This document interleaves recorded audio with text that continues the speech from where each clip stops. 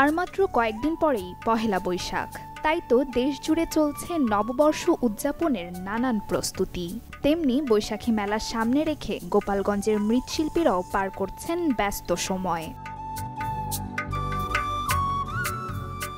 নিপুণ হাতের ছোঁয়ায় তৈরি হচ্ছে ঐতিহ্যের নানা সামগ্রী। মাটির এসব খেলনা আর তৈজসপত্রে রং তুলির ছোঁয়ায় চলছে শেষ সময়ের প্রস্তুতি।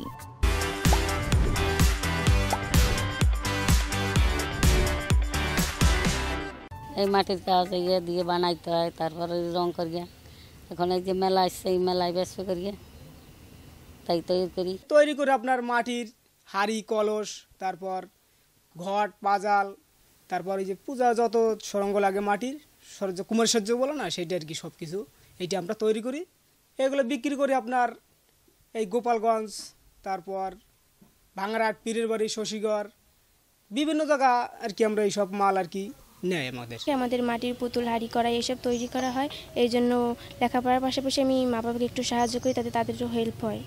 তুলনামূলকভাবে উৎসব পার্বণে মৃৎশিল্পের চাহিদা থাকে বেশি, তবে এই শিল্পের বাজার আরও উন্নত করার দাবি শিল্পীদের।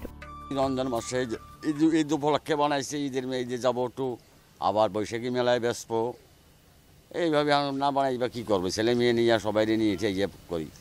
এই বিভিন্ন পদের আছে, এই করই, ঝাঁঝর, এই আড়ি, কাঁঠাল, এটা হাতি অতি অনেক কিছু আছে। প্লাস্টিকের পণ্য আসার কারণে আমাদের এগুলোর চলে গেছে। যদি সরকার যদি আমাদের এদিকে একটু লক্ষ্য রাখতো, যদি আমাদের স্বল্প সুদে এবং বাজারজাত মানে যে বাজারটা যদি ধরে রাখতে পারতাম আমরা, যে সেই ব্যবস্থা যদি সরকার করে দিত, তাহলে আমাদের অনেক সুবিধা হতো। মৃৎশিল্পের ঐতিহ্য ধরে রাখতে সরকারের পৃষ্ঠপোষকতা দরকার বলে মনে করেন অভিজ্ঞ মহল। Desk report, channel 24।